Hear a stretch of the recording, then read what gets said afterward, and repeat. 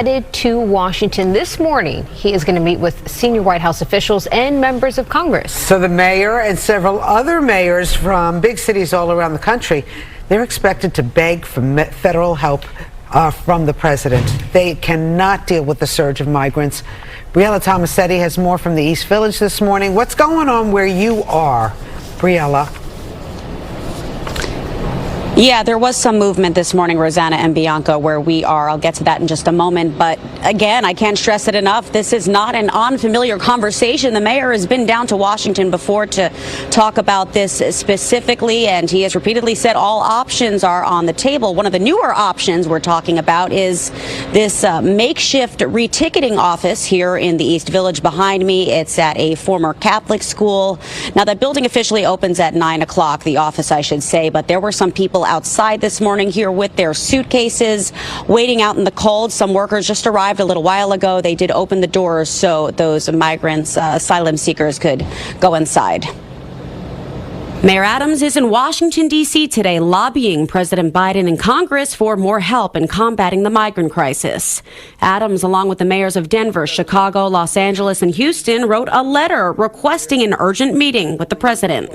The letter asks for more federal funding to help offset the costs of housing and social services, expedited work authorization, greater access to work authorization, and for a more coordinated entry and distribution process. During his visit, the mayor will meet with senior White House officials, then with members of the House of Representatives and the Senate. I do not see the ending if the federal government does not take action. According to the latest numbers provided by City Hall, more than 133,000 asylum seekers have come to New York City since last spring.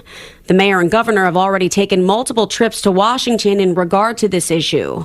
Last month, Adams also took a 4-day trip to the border, touring migrant shelters there and speaking to local leaders.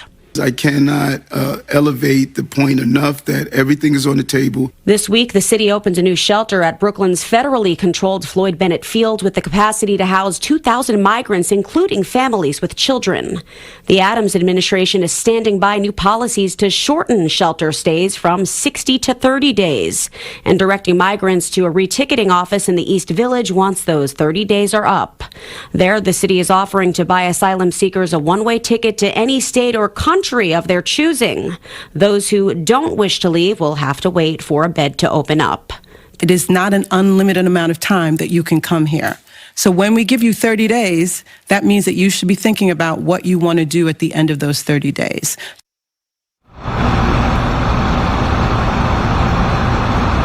Say since the federal government granted an extension of temporary protected status for Venezuelan migrants, it's unclear at this point how many of those Venezuelans were approved for work authorization under this program. But according to the New York Post, federal contractors processed 1,700 work papers at a pop-up office in Lower Manhattan that was only open for just about 2 weeks. So just as quickly as they came in, they were out of here. For now, that's the very latest live in the East Village.